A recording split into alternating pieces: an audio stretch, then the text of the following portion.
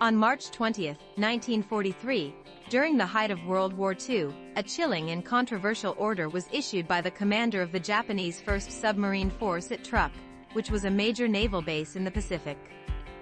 The directive instructed all submarine commanders under his command to murder the surviving crew members of merchant ships after their vessels had been sunk and critical intelligence had been gathered.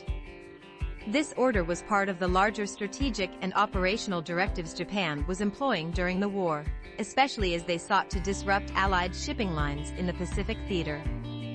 The Japanese Navy had been conducting submarine warfare against Allied merchant shipping since the beginning of the war, and by 1943, the conflict was taking a toll on both sides. Japan's submarines were largely tasked with disrupting the vital supply lines between the United States and its Pacific allies, as well as undermining the war effort by targeting merchant vessels carrying essential goods and reinforcements. By this time, however, Japan was also experiencing increasing desperation as its naval resources were stretched thin, and they sought more effective methods to intimidate and eliminate those they perceived as enemies.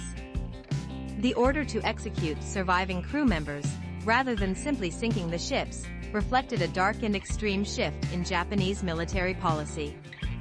Submarine commanders were instructed to interrogate the captured sailors for intelligence about ship movements, military operations, and any other useful information. Once this information had been gathered, the surviving crew members were to be killed in order to prevent them from returning to report the attack or provide intelligence to the Allies. This brutal policy was meant to eliminate any potential future threats, but it also demonstrated the extent to which Japan had become willing to engage in barbaric tactics to try and win the war.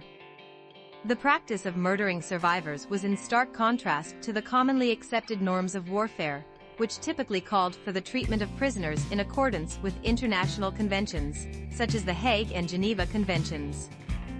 While Japan had signed the 1929 Geneva Convention, its adherence to the laws of war was inconsistent and often violated, particularly in its conduct in the Pacific. The implementation of this policy added to the growing list of atrocities committed by Japanese forces during the war.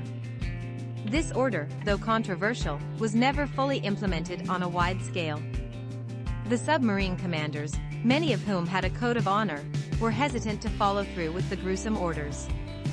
Nonetheless, it marked a significant moment in the war, underscoring the extreme lengths to which military leaders were willing to go in pursuit of victory and the breakdown of established norms of conduct in warfare.